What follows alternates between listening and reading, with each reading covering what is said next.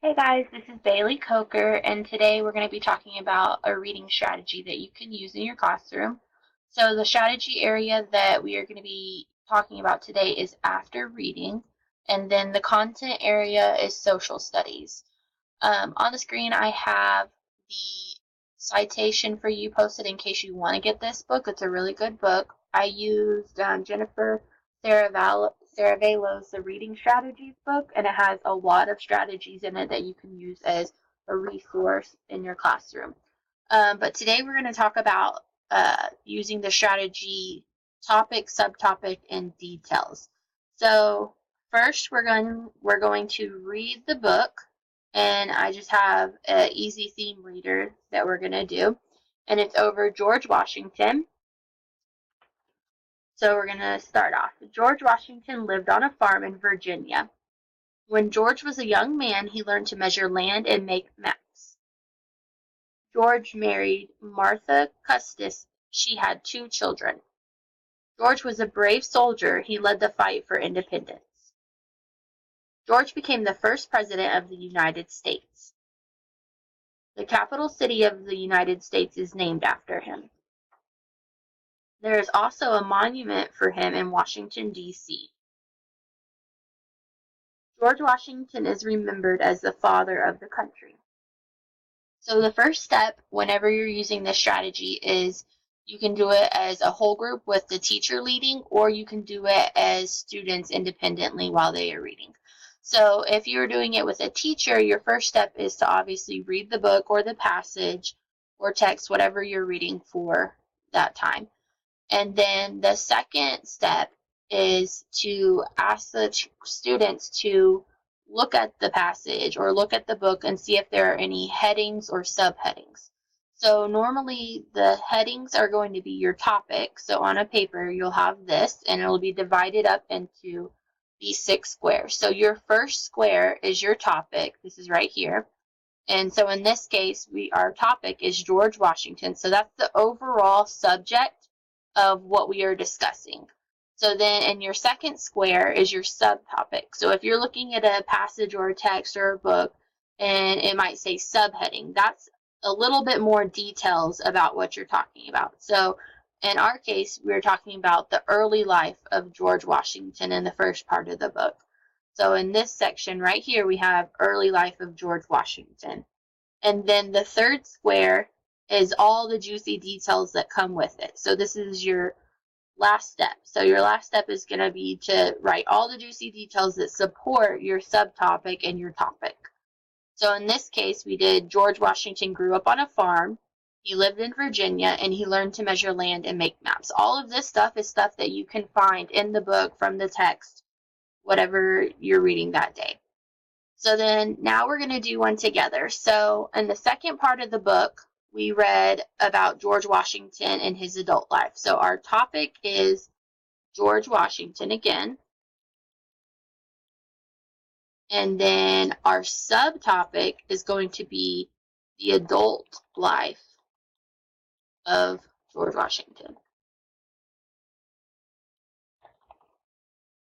And then in your last part of it, you will put the key factors, the juicy details that support the adult life of George Washington that we read in the book.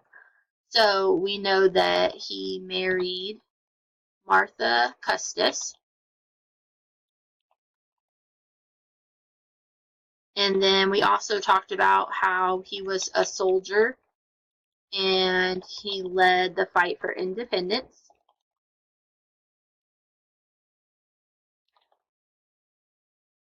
And then also we talked about how he was the first president of the U.S.